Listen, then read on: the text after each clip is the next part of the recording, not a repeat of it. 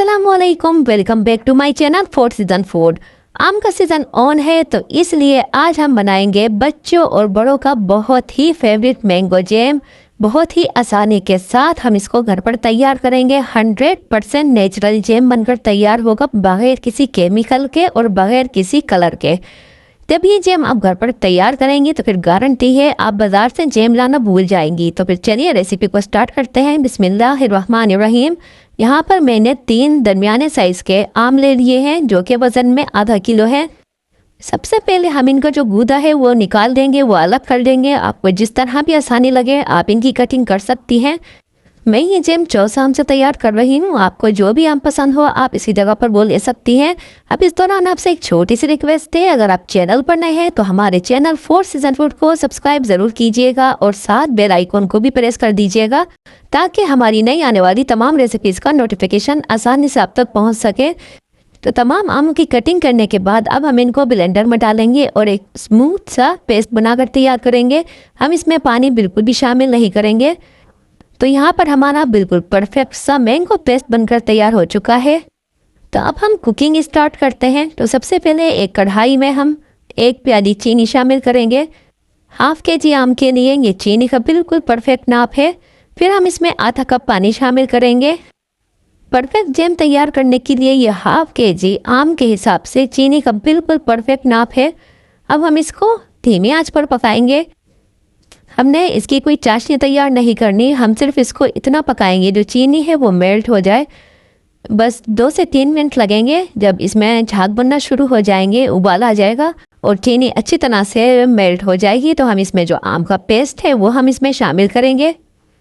मैं इस जैम को सिर्फ 3 इंग्रेडिएंट से ही तैयार करने वाली हूँ और ये इतना परफेक्ट जैम बनकर तैयार होगा कि वाकई आप इसका रिज़ल्ट देख के खुद हैरान हो जाएंगी।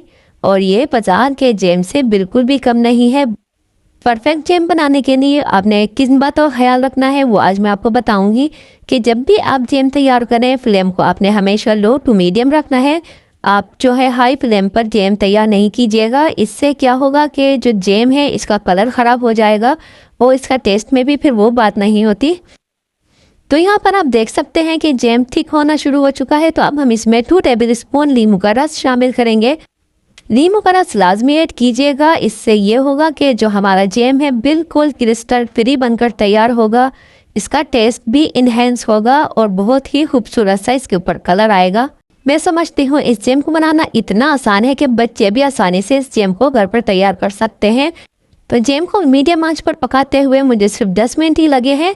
जैम हमारा थिक हो चुका है और एक जान हो चुका है। तो अब हम इसको चेक करेंगे। तो इसके लिए हम किसी भी प्लेट पर हम इसको थोड़ा सा टपकाएंगे तो देखेंगे बिल्कुल भी नहीं बह रहा।